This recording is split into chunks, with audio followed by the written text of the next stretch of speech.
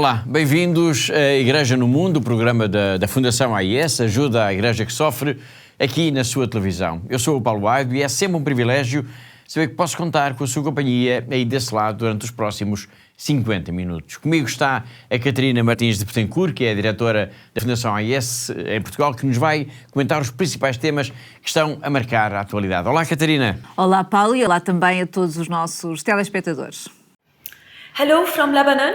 As you know, a ceasefire has been announced and yesterday was really terrible. It was the worst, but we are very grateful that today at 4 a.m. a ceasefire happened.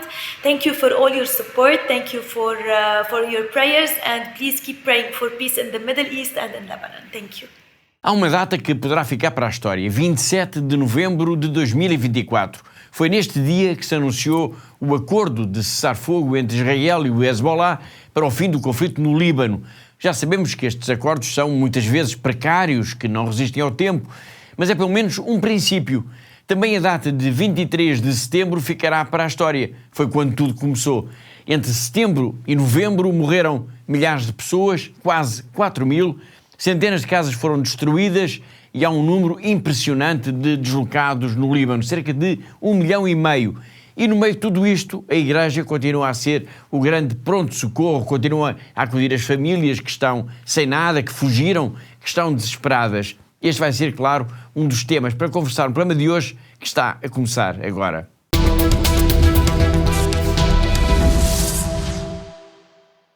Mas vamos começar por outro país, vamos começar pela Síria. Precisamente no dia em que se anunciou o cessar-fogo no Líbano, no outro lado da fronteira, na Síria, soaram os alarmes de que os tempos da guerra civil, estavam a regressar à província de Alepo.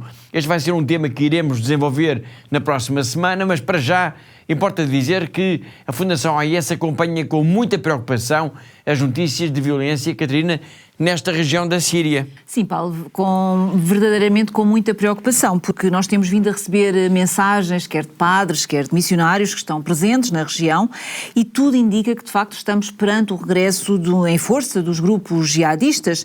Portanto, houve já combates nos arredores da cidade de Alepo, há relatos já de centenas de mortos e de populações outra vez em pânico, porque o pior que poderia acontecer a eles é, de facto, isto, é a Síria voltar novamente a entrar num período de guerra.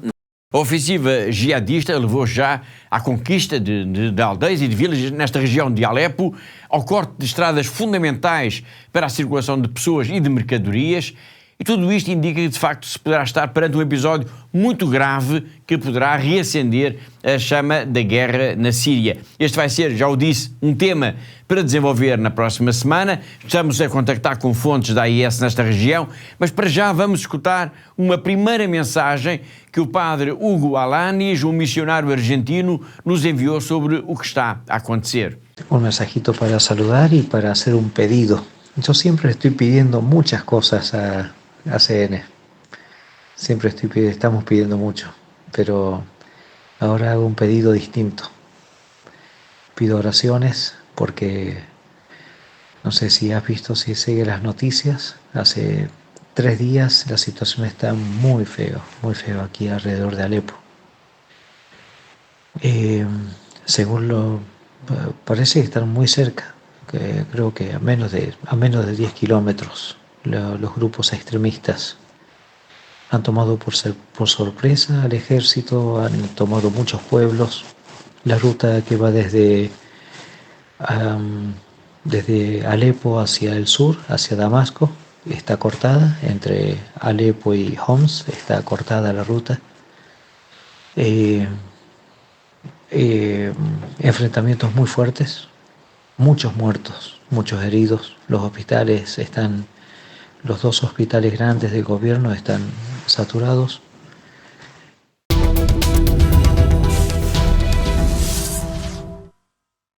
Foi o padre Hugo Alanis, desde a Síria, onde novamente se escutam os tambores da guerra. Este é um tema que vamos continuar a acompanhar nas próximas semanas, mas para já é importante dizer que a Fundação AIS avançou logo nas primeiras horas com uma campanha de emergência para os cristãos de Alepo, uma campanha que tem como objetivo principal apoiar, por exemplo, ajuda às famílias deslocadas, mas também, Catarina, por exemplo, para assistência médica. Exatamente, Paulo. E essas são, de facto, as duas áreas que, neste momento, a Fundação AIS considera mais importantes, mais prioritárias, porque, neste momento, ainda há cerca de 25 mil cristãos em Alepo, Paulo.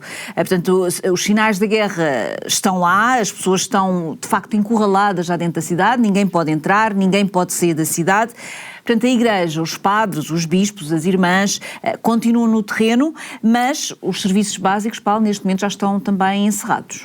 E é aí, nessa inoperância toda, que entra, de alguma forma, a Fundação AIS. Exatamente. Aquilo que a Fundação AIS procura, neste momento, fazer é, de facto, ajudar financeiramente a financiar, portanto, a assistência médica necessária para apoiar os hospitais que ainda estão a funcionar e que estão, de facto, neste momento, a tratar dos casos mais críticos, como, por exemplo, também, para além de dar o apoio às famílias deslocadas, dar também, por exemplo, meios à Igreja para que possa, por exemplo, fornecer alimentos, possa dar colchões, cobertores, tanto em Alepo como outras zonas da região. Muito bem. Obrigado, Catarina. Esta campanha de emergência, ela está aí e todos agora somos, de alguma forma, chamados a ajudar. Eu lembro que é em Alepo que está a funcionar, por exemplo, uma das campanhas de maior sucesso de sempre da Fundação AIS, a gota de leite para as crianças. Mas agora são todos que estão a precisar de ajuda. São os bebés, as crianças, são os jovens, são os adultos, são os idosos. Sim, Paulo, e deixo aqui o meu apelo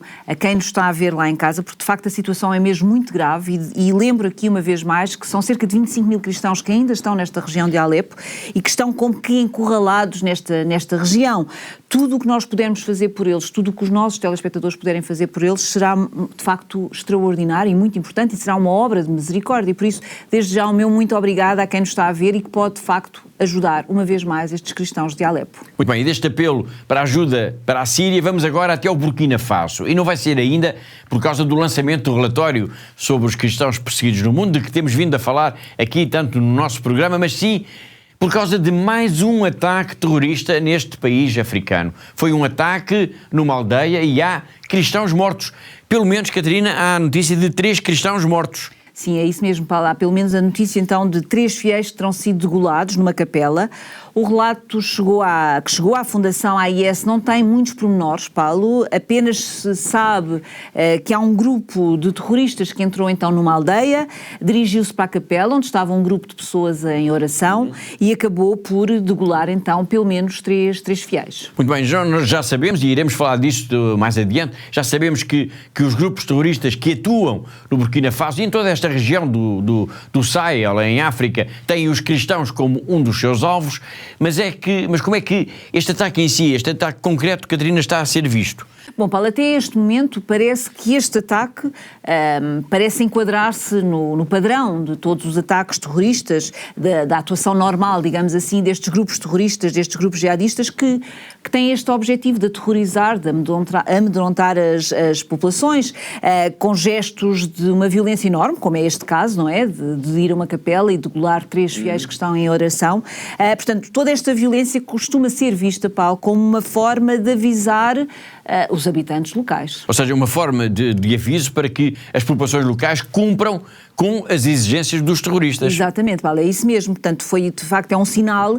Este ato de violência foi um sinal para todos, portanto é uma forma dos terroristas assustarem de facto os habitantes das aldeias, desta aldeia em concreto e de todas as aldeias que estão em redor, que são mais próximas desta região, portanto é uma forma de trazerem algum temor para as próprias populações e com isso eles de facto consigam manipular e consigam que estas populações façam o que eles querem.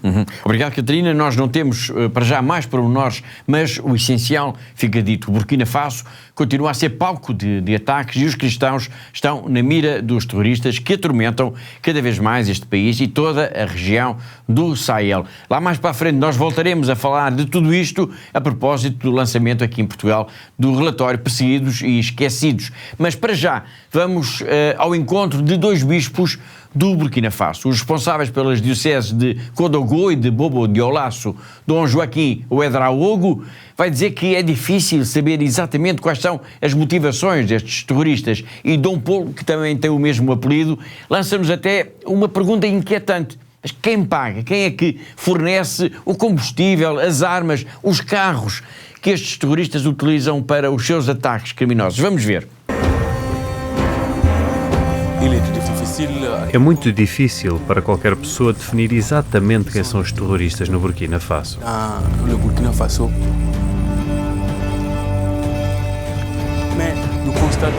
Há várias motivações. Os ataques terroristas são por vezes religiosos, por vezes ligados ao crime organizado e por vezes étnicos. Portanto, existe uma mistura de motivos e é isso que torna difícil identificá-los.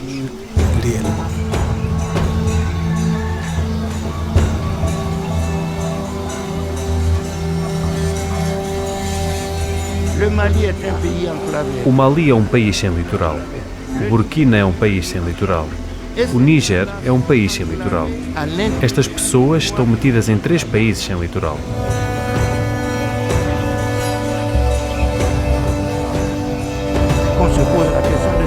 Coloquemos a questão de como conseguem combustível, como conseguem armas. Pessoalmente, gostaria de saber como arranjam dinheiro.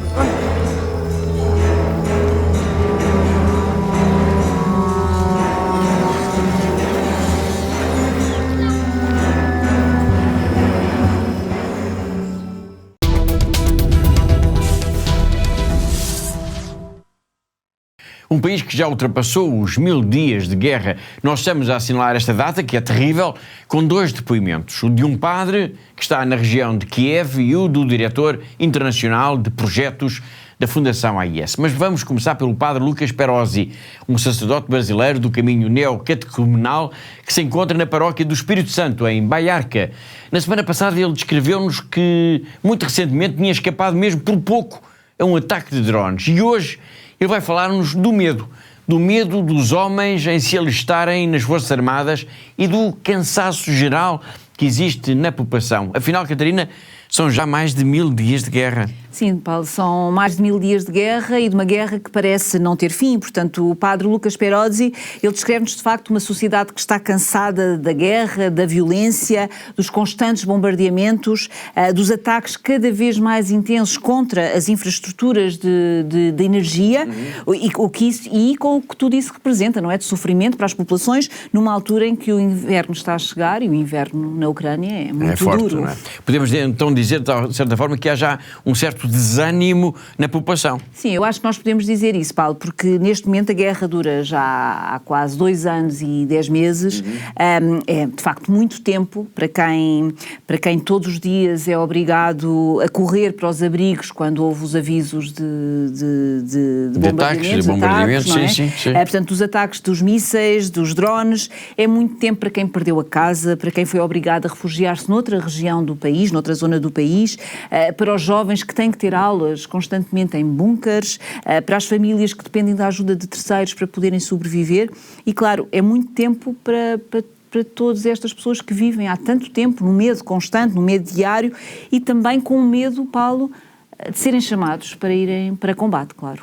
O padre Lucas fala precisamente disso e diz que há até muitos homens que para evitar serem mobilizados estão como que escondidos em suas casas e já nem saem às ruas. Sim, Paulo, ele diz-nos que acontece isso na sua própria paróquia, que já há casos desses. Portanto, os homens, para evitar então serem mobilizados para a guerra, acabam por fecharem-se em casas, não saem de casas, apesar de verem isso também do outro lado como uma humilhação. Uma humilhação, mas também um problema, porque estando em casa não vão trabalhar e assim não colaboram com a economia da família. E isto num tempo em que o preço das coisas tem vindo a crescer quase de dia para dia. Exatamente, Paulo, e isso é o outro problema. E o padre Lucas Perozzi fala disso também, diz, por exemplo, que tudo isto contribui de facto para o retrato de um povo cansado, o povo ucraniano está efetivamente cansado e que já se começa a resignar com a guerra como se ela fosse uma fatalidade, como se fosse uma coisa normal do seu do seu dia-a-dia, não é? E o Padre Lucas também está cansado? Sim, o próprio Padre Lucas diz-nos exatamente isso, reconhece que está cansado e diz que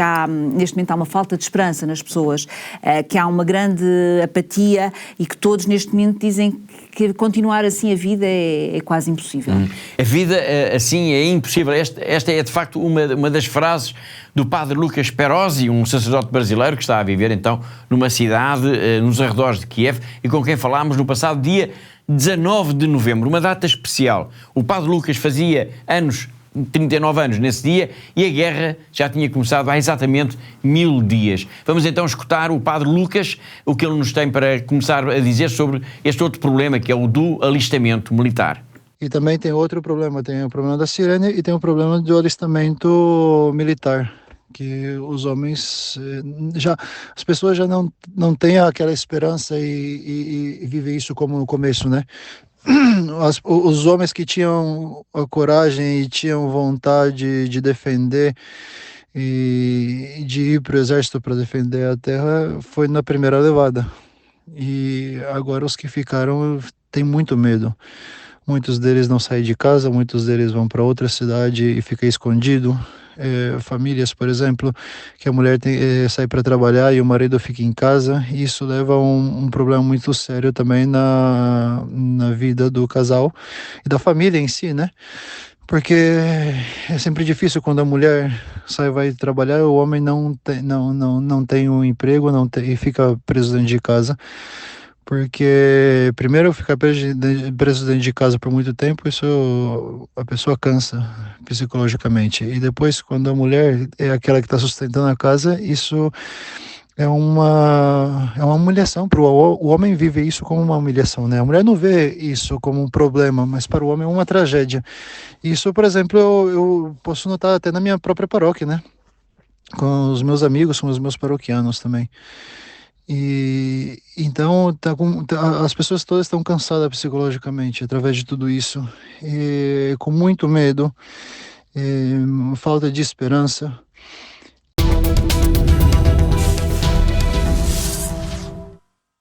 Foi o Padre Lucas Perosi, que iremos continuar a escutar aqui na próxima semana, a propósito da ajuda que a Fundação AES tem vindo a dar a este país em guerra, em pleno coração da Europa.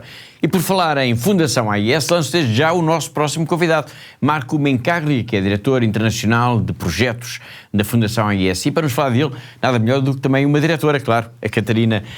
Sei que o Marco Mencaglia está muito atento a todas estas questões de que temos vindo aqui a falar, nomeadamente o trauma das populações. É verdade, Paulo, e de facto em todas as reuniões que temos tido com ele é um tópico que vem sempre à conversa e é um dos tópicos que o Marco vai referindo sistematicamente. Neste momento, Paulo, calcula-se que cerca de 80% da população da Ucrânia esteja traumatizada, ou seja, isto é terrível porque são 80% dos ucranianos neste momento têm feridas, digamos desta forma, feridas invisíveis, não é? Feridas que também matam e que destroem, e por isso é muito importante nós podermos ajudar então todas estas pessoas, todos estes traumatizados de guerra, e que neste momento é de facto uma das prioridades da Fundação AES, Paulo. Ok, muito bem, vamos então ao encontro de Marco Mencaglia, o diretor de projetos da Fundação AES, que nos vai falar então da ajuda à Igreja da Ucrânia, país em guerra há quase 2 anos e 10 meses, e onde há uma multidão já de pessoas traumatizadas. São, disse mesmo agora a Catarina, cerca de 80% de toda a população do país. The church has been active from the first day in helping people to have hope. People that came from eastern Ukraine and had to start a new life in a place where they didn't have a house, they didn't have a job, and in many cases where the families were separated, with the men in the front and the women in the country, in another place, or even abroad with the children. This was a situation, and this is still a situation that originated many traumas. When we had a meeting with Monsignor Shevchuk, the head of the Greek Catholic Church in Kiev, last year, he told us that official statistics were mentioning that more than 80% of the population in Ukraine is traumatized now. And he was telling us this last year. I would say that now, with no exception, people suffer kind of trauma in the country. Soldiers that come back from the front, when they manage to be without visible wounds, they are often traumatized. They cannot start again the life in the family as it was before. That brought also to separations in the family, because the man came back being another person after the traumas that they lived. If we think what can mean just to stay in company of other people and then just missing them after one day, seeing many scenes of murder, of people that die suddenly without any explanation, we can have an idea of which trauma these people can have. And this is something that comes to the whole family they have. This is the mission of the Church in Ukraine, to support them, to heal and to stay together in spite of this situation.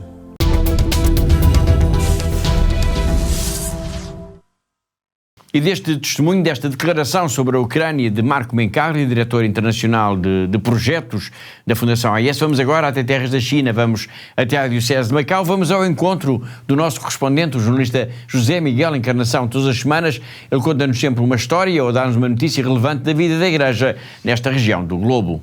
Entre os dias 11 e 14 de novembro, teve lugar na Coreia do Sul o 26º encontro entre as conferências episcopais da Coreia e do Japão. Este ano o encontro teve, pois, lugar na Coreia, sendo que no próximo ano irá ser realizado no Japão e assim sempre sucessivamente.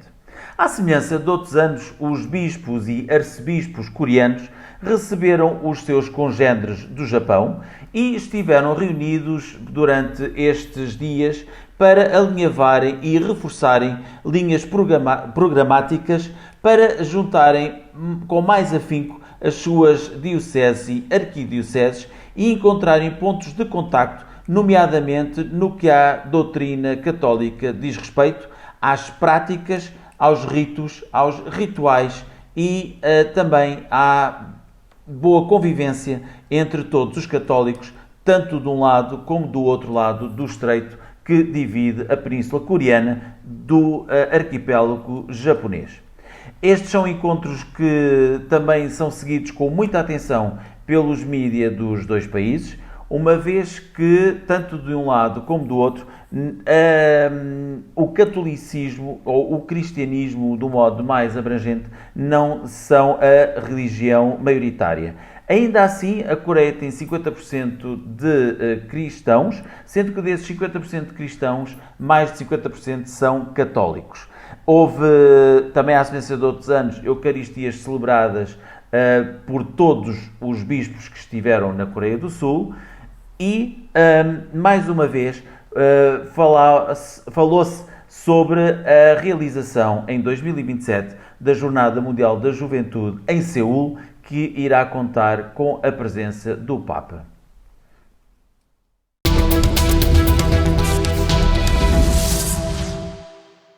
Foi o José Miguel Encarnação, nosso correspondente em Macau, na China, e assim chegamos ao fim da primeira parte do nosso programa. Na segunda parte nós vamos falar da situação no Líbano, vamos escutar a mensagem que a Mariela, coordenadora de projetos da Fundação AIS, nos enviou deste país a propósito do acordo de cessar-fogo. Vamos também ouvir uma mensagem que a irmã Miri também nos enviou. E vamos ainda recordar alguns dos momentos mais importantes do lançamento no MUD, o Museu do Design em Lisboa, do relatório da Fundação AIS sobre a perseguição aos cristãos no mundo. Muitos temas para depois de um breve intervalo. Até já!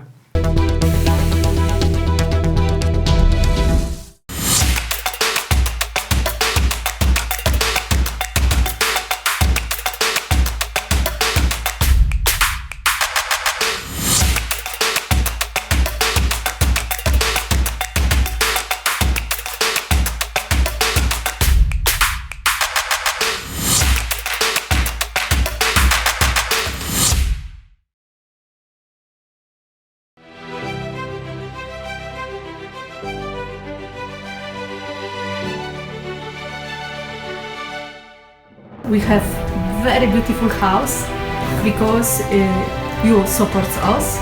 So thank you very much. Thank you. ACN apoya a sacerdotes en todo el mundo con intenciones de misas que nos ayudan tanto espiritualmente como materialmente, para nuestro propio bien y el bien de nuestras comunidades.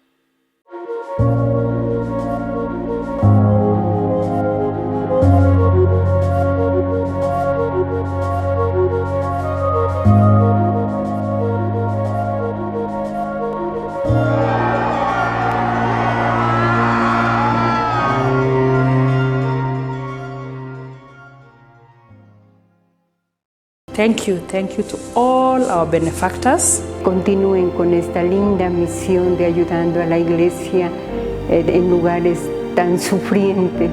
Щиро дякую всім вам, що ви є на хресній дорозі, допомагаєте нам нести наш хрест. We are trying to be Jesus. Through your help and support, we are able to bring the gospel to the people. Thank you so much. May God bless you. You are giving us hope and you are putting a smile in our faces. Thank you so much.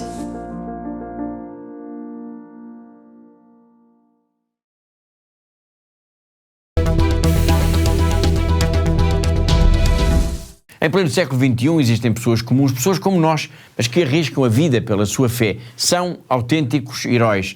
Todos os dias, homens, mulheres e até crianças enfrentam violência, enfrentam o próprio medo para se manterem fiéis àquilo que é mais importante. Eles merecem o nosso maior respeito. A Fundação AIS existe para eles, para todos eles, para cada um deles. Está a tornar-se cada vez mais difícil para os cristãos de todo o mundo praticar e viver a fé. Em muitos lugares, os nossos irmãos e irmãs sofrem pelo seu amor a Cristo. A missão de ajuda à Igreja que sofre é construir uma ponte de amor que permita que a Igreja que sofre e é perseguida testemunhe a sua fé, inspirando aqueles que a ajudam. Hoje, a ajuda à Igreja que sofre, ou AIS, apoiando mais de 5.000 projetos anualmente em mais de 145 países. Hoje em dia é necessária muita desta ajuda no Médio Oriente, onde a presença cristã enfrenta uma ameaça existencial. Lá e por todo o mundo, a AIS apoia a construção e a reconstrução de igrejas e onde as comunidades católicas se reúnem para prestar culto, rezar e serem fortalecidas na fé. A AIS apoia anualmente mais de 12.000 religiosas, ajudando-as a viver a sua vocação. A AIS também contribui para aqueles sacerdotes que mantêm viva a fé nas suas comunidades. Todos os anos, a AIS apoia a formação de aproximadamente 13.000 destes futuros padres por todo o mundo. A AIS apoia a tradução, impressão e distribuição de mais de 51 milhões de cópias da Bíblia para crianças em 190 línguas. A AIS recebe pedidos de ajuda não só para livros, mas também para estações católicas de rádio e de televisão. A cruz, o sinal da promessa de Deus, tem guiado o trabalho pastoral da ajuda à Igreja que sofre. É a cruz que também tem inspirado os benfeitores da AIS a ajudar aqueles que não conseguem levar as suas cruzes sozinhos. Eles estão a ser testados na fé. Nós estamos a ser testados no amor.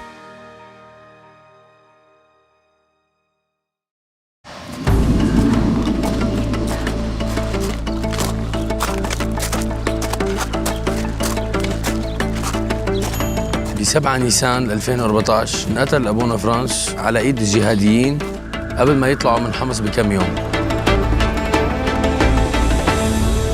كان هو الراعي الحقيقي اللي ما تخلى عن رعيته.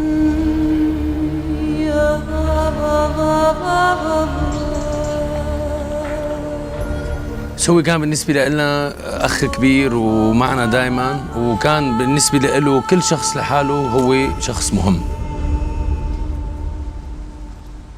وإلى الأمام.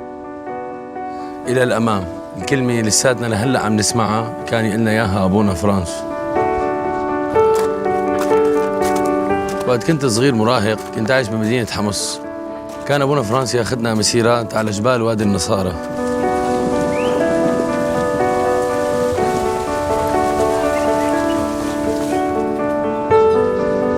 علمني أبونا فرانس افرح بإيماني، وكان دايما يحمسنا لنكمل طريقنا لنعمل حياة أفضل لإلنا وللي حوالينا.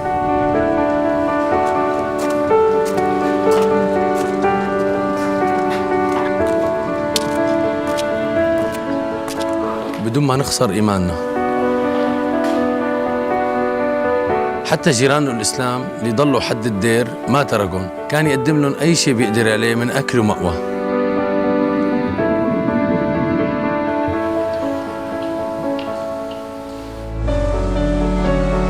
لما بلشت الأزمة بال2011 اجتني فرصة لسافر برات سوريا، وكنت رح سافر،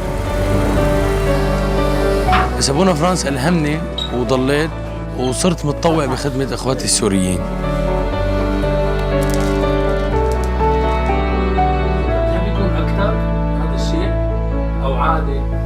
إلى الأمام، كلمة إلى الأمام صار لها معنى تاني بالنسبة لي. رجاء أبقوا مع المسيحيين بسوريا وساعدونا ليبقى الأمل والإيمان عايشين عند الناس اللي خسرت كل شيء، مشان يعرفوا إنه الله ما رح يتخلى عنهم مثل ما عمل أبونا فرانس.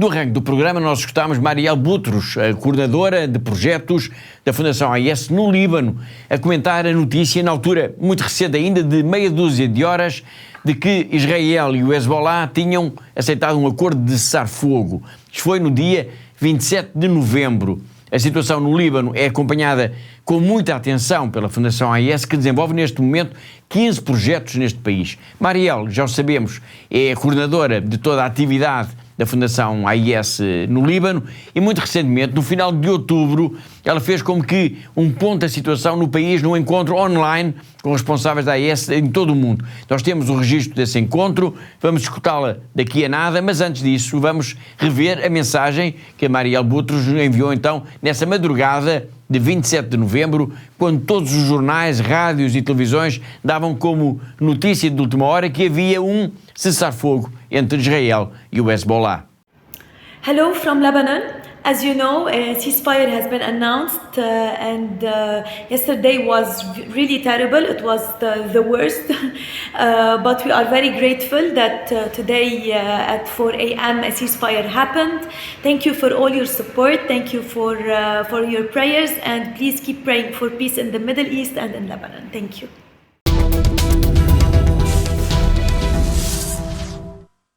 Foi Marielle Boutros, num registro de menos de meio minuto, a dar conta de que havia um acordo de cessar-fogo entre Israel e o Hezbollah, mas que era preciso, e é preciso, continuar a rezar muito para que a paz seja uma realidade e não apenas uma mera intenção. Pouco depois, nós recebemos outra mensagem, não do Líbano, mas da Síria, da nossa bem conhecida irmã Miri, cujo convento, onde vive, na vila de Cara, fica situado muito perto da fronteira. Também ela falava da alegria e pedia orações para que a paz seja mesmo mais do que uma simples promessa.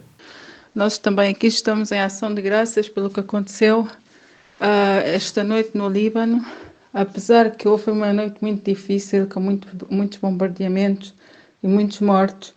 Foi a noite também do cessar-fogo e foi visto como um milagre. Nós ouvimos as nossas irmãs, elas estavam em festa.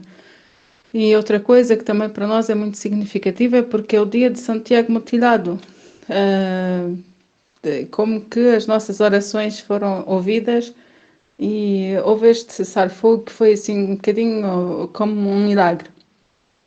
Por isso também vos partilhar isso e partilhar aos ouvintes que também sempre rezam pelos cristãos perseguidos, etc. O Líbano precisa muito de ajuda ainda, porque os cristãos, houve igrejas destruídas, aldeias e vilas destruídas, aldeias cristãs. Muita gente, eles querem voltar logo às suas casas, claro, mas há muita coisa a reconstruir e há muita gente na rua, etc. A ajuda é necessária, mas ao menos agradecer ao Senhor por esta treva e continuamos a pedir que ela continue por 2 meses, foi o acordo. E esperemos que por agora seja que pare, esperemos que seja assim e continuamos a rezar por isso, mas no dia de hoje ao menos agradecemos pela graça deste cessar-fogo, porque estava a ser qualquer coisa de muito, muito, muito, muito difícil.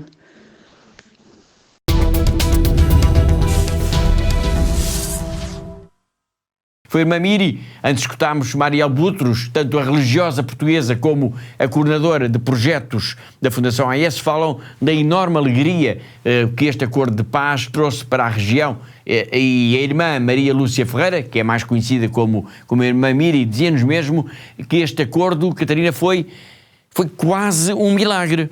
Sim, Paulo, ela disse isso e a razão é simples e não deixa de ser também um facto curioso.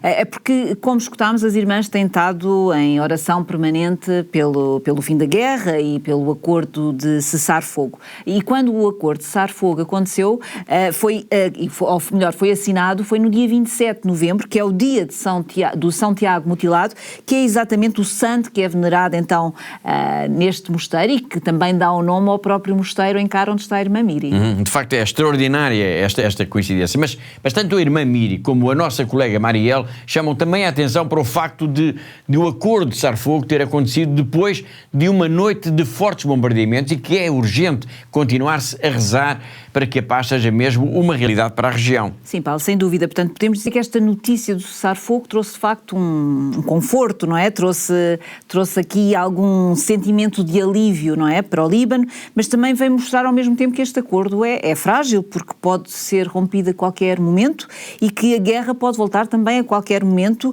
e não se sabe sequer se com mais ou menos violência. Exatamente. Estamos a falar então do Líbano, estamos a falar também da enorme cadeia de solidariedade que a Fundação AES representa de apoio à Igreja deste país do Médio Oriente. E uma das preocupações da AES é mesmo, Catarina, o apoio aos deslocados de guerra. Sim, sem dúvida, Paulo. Neste momento, Paulo, o Líbano tem cerca de 1,5 milhão de deslocados, o que significa qualquer coisa como 1 em cada 4 habitantes do Líbano neste momento está deslocado, está fora da sua casa, não é? Teve que sair da sua residência habitual, não é? Provavelmente não haverá mais nenhum país neste momento no mundo que tenha esta percentagem tão elevada, não é? Como de refugiados, de deslocados, como tem neste momento o Líbano.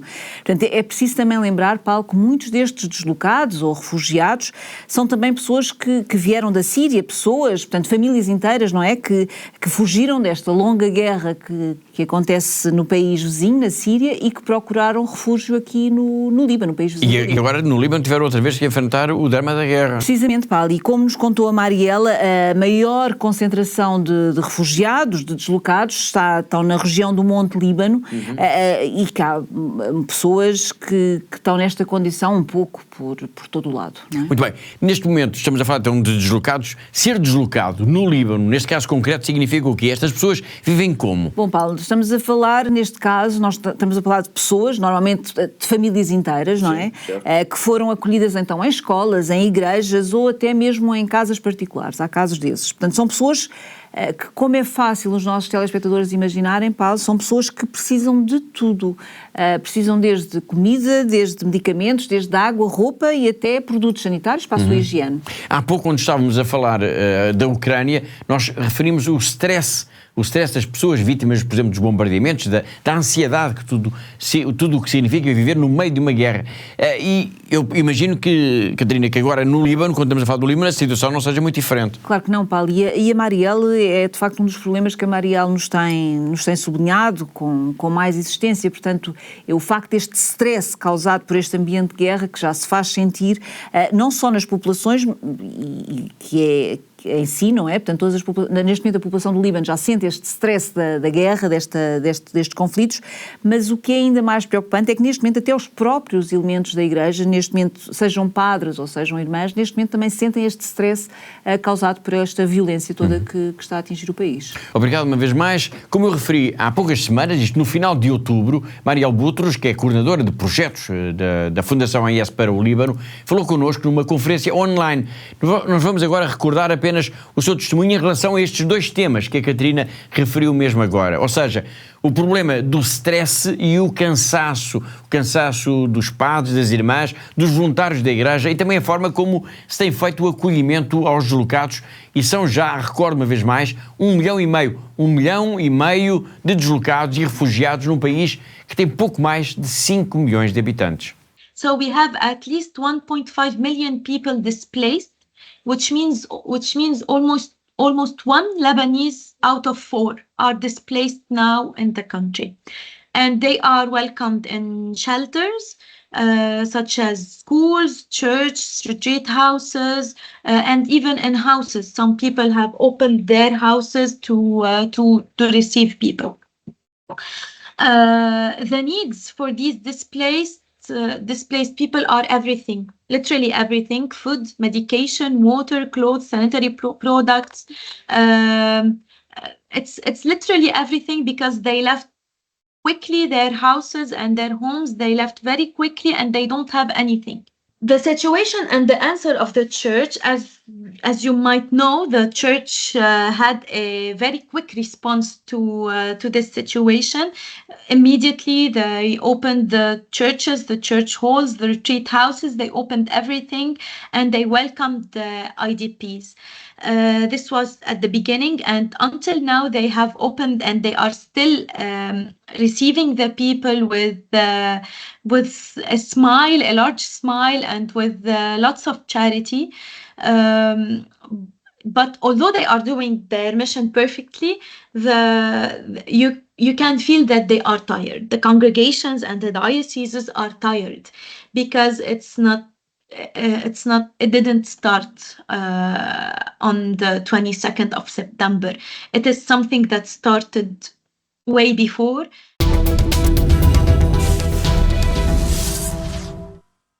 Foi o Marielle Boutros, desde o Líbano, de onde nos chegou a 27 de novembro uma promessa de paz. Agora vamos centrar então a nossa atenção na apresentação do relatório sobre a perseguição aos cristãos, evento que decorreu aqui em Portugal e que teve dois momentos muito relevantes: a intervenção do professor Jorge Bacelar Gouveia, que analisou o relatório, e o testemunho do padre Jacques Savadogo, sacerdote do Burkina Faso, que vai explicar como é viver num país onde os cristãos são perseguidos. Para já, vamos recuperar o essencial da apresentação, então, em Lisboa, no dia 20 de novembro, no MUD, o Museu do Design, do relatório pelo professor Jorge Bacelar Gouveia. Foi, Catarina, podemos dizer assim, quase uma aula. É verdade, Paulo, foi mesmo uma aula, não é, de um professor de Direito, mas de um professor de Direito que também tem uma grande preocupação por estas questões da liberdade religiosa, uma grande sensibilidade para todas estas questões.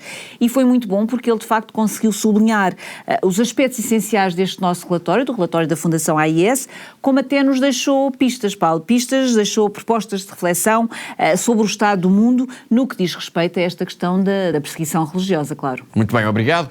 Um dos elementos-chave da intervenção de Jorge Bacelar Gouveia foi a constatação de que o cristianismo é, sem qualquer sombra de dúvida, a religião mais perseguida em todo o mundo. Vamos recuperar agora as suas palavras. Porque realmente não há outra religião tão perseguida como o cristianismo, isso não há. Isso é outra conclusão evidente deste relatório. Porque, na verdade, o cristianismo acaba por ser a religião que é mais representativa dos valores universais. A verdade é essa. Porque se nós nos vamos lembrar, enfim, já agora sendo jurista, recordo sempre dos direitos humanos. Ora, os direitos humanos não são vistos da mesma forma por todas as religiões, que eu saiba. Qual é a religião que vê melhor os direitos humanos na sua completude? E também incluindo, não esquecendo, os direitos económicos, sociais e culturais, os direitos das novas gerações, de novas gerações de direitos, etc. É o cristianismo. Porque as outras religiões, ou, enfim, existindo, não têm uma doutrina social tão importante, ou têm uma doutrina política precisamente inversa à perspectiva que hoje existe no cristianismo, que é muito importante, que é a perspectiva da separação entre o poder político e o poder religioso. E, portanto, não é de esperar que as outras religiões que não tenham esta perspectiva possam respeitar o cristianismo, porque indiretamente só têm que o perseguir porque perseguem os valores que o próprio cristianismo também tem subjacente na sua própria doutrina. Portanto, isso é outro aspecto que aqui também se reflete.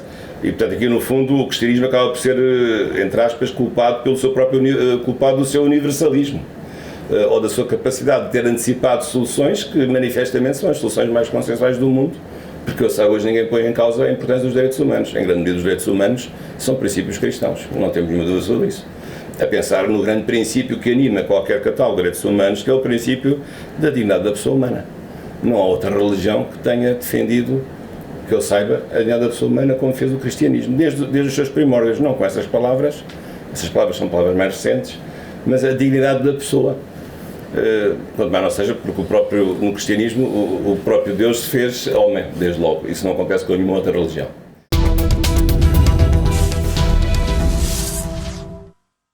Estamos a recuperar o essencial da apresentação em Lisboa do relatório Perseguidos e Esquecidos sobre a perseguição aos cristãos no mundo pelo professor Jorge Bacelar Gouveia.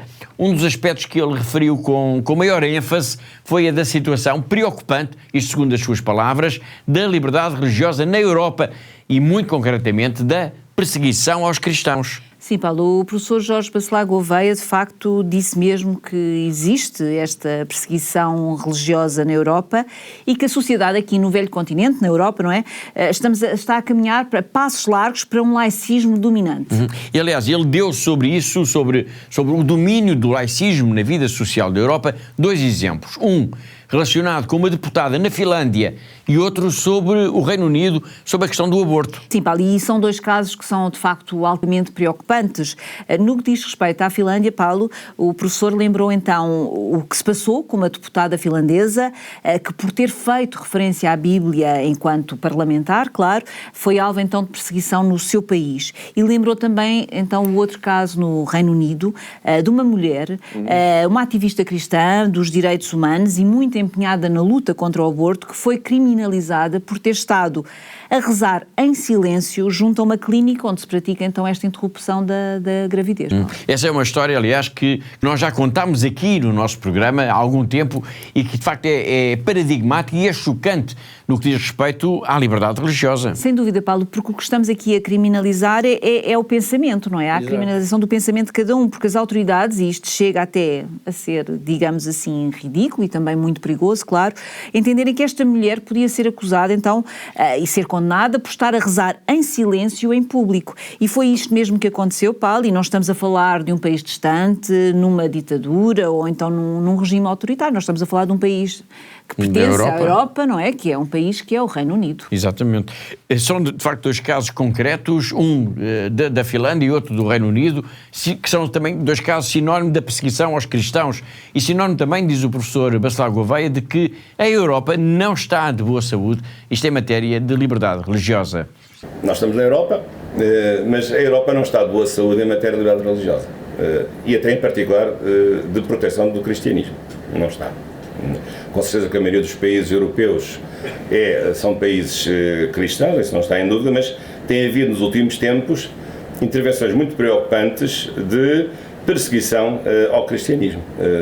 Um deles está referido no relatório de 2023, tem a ver com uma perseguição criminal feita a uma deputada que se referiu ao facto da Bíblia dizer que Deus fez o homem e mulher, portanto em relação às questões ligadas com esse tema.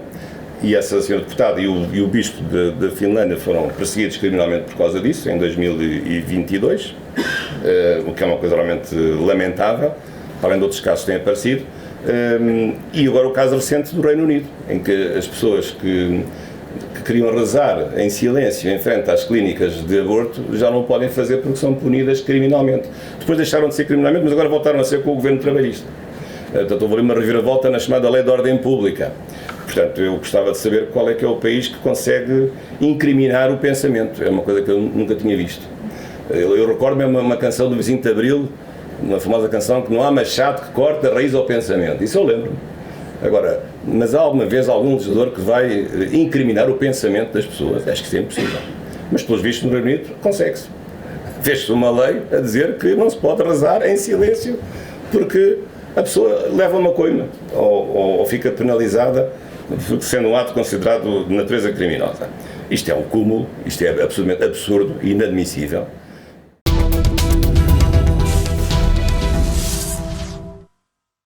Foi Jorge Bacelar Gouveia que, na apresentação do relatório da Fundação AIS em Lisboa, lembrou que não é preciso viajar para muito longe para se ter exemplos pouco edificantes no que diz respeito à liberdade religiosa. Na sua intervenção, o professor falou também do que podemos referir como o incompreensível silêncio, não só aqui em Portugal, mas em todo o mundo, da comunicação social sobre estas temáticas. E também lembrou que não existe nenhum tratado internacional que regule esta matéria. Sim, Paulo, foram também dois aspectos muito importantes da intervenção feita pelo professor Bacelar Gouveia. Portanto, ele levantou de facto questões, como o Paulo referiu, como ele lembrou a questão do silêncio, não é? Deste silêncio incompreensível da comunicação social, dizendo que mesmo que ninguém parece que está preocupado com esta questão da liberdade religiosa aqui na Europa. Mas ele falou também na urgência então de haver um tratado que obrigue os países a implementar medidas que defendam os crentes, medidas que terão que ir mais longe do que um mero acordo, como por exemplo o que existe, o tratado, a declaração, das Nações Unidas, não é? Que já existe, como sabemos, mas que não passa de facto de uma carta de boas intenções.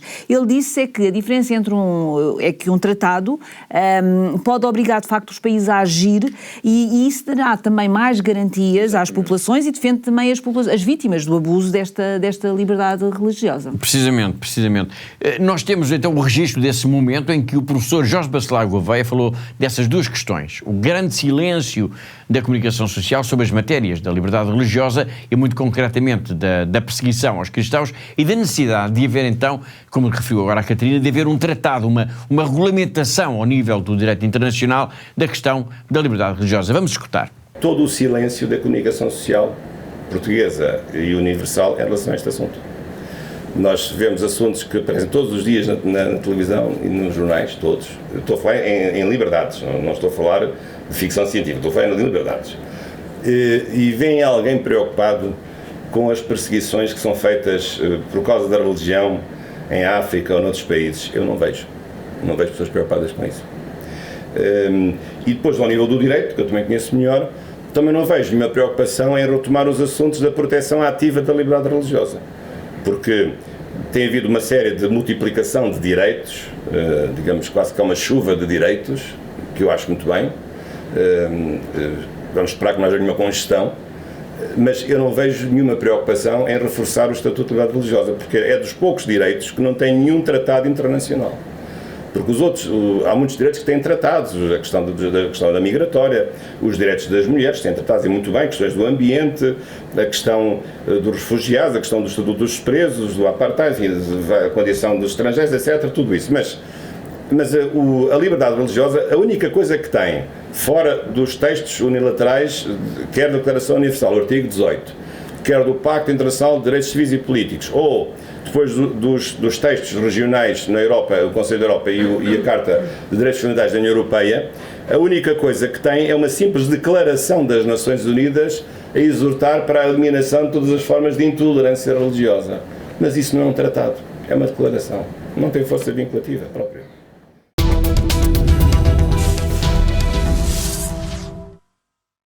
Recordámos alguns dos momentos mais significativos da intervenção do professor Jorge Bacelar Gouveia na apresentação no Museu do Design, em Lisboa, do relatório da Fundação AIS sobre a perseguição aos cristãos. Mas o momento mais aguardado de todos foi, de certa forma, o testemunho do padre Jacques Sabadogo, um sacerdote do Burkina Faso, que veio contar de viva voz o que significa ser cristão no seu país.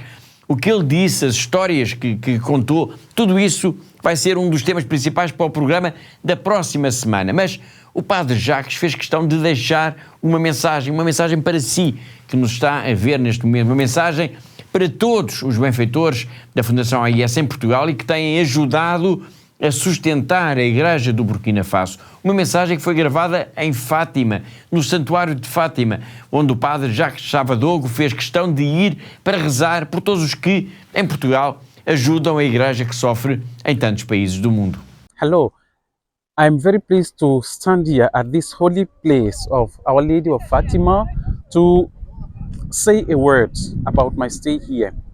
I would really like to say thank you. Thank you very much for having invited me to talk about the problems of the Christians in Burkina Faso. We are very grateful for all that you have been doing, the prayers and all the supports, many type of supports. We cannot quote them, so we just have to say thank you. And we are also praying for you so that God may continue to bless you and give you all the graces you need to remain better persons and also to be always happy in your life. May God bless you.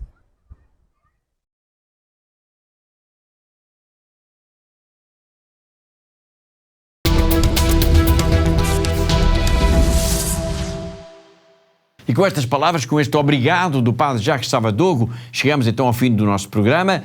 Na próxima semana nós voltaremos ao encontro deste sacerdote do Burkina Faso.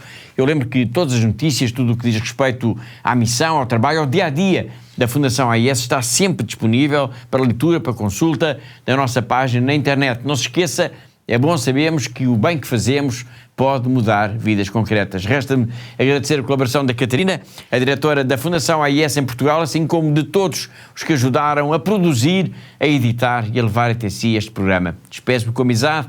Até à próxima semana, se Deus quiser.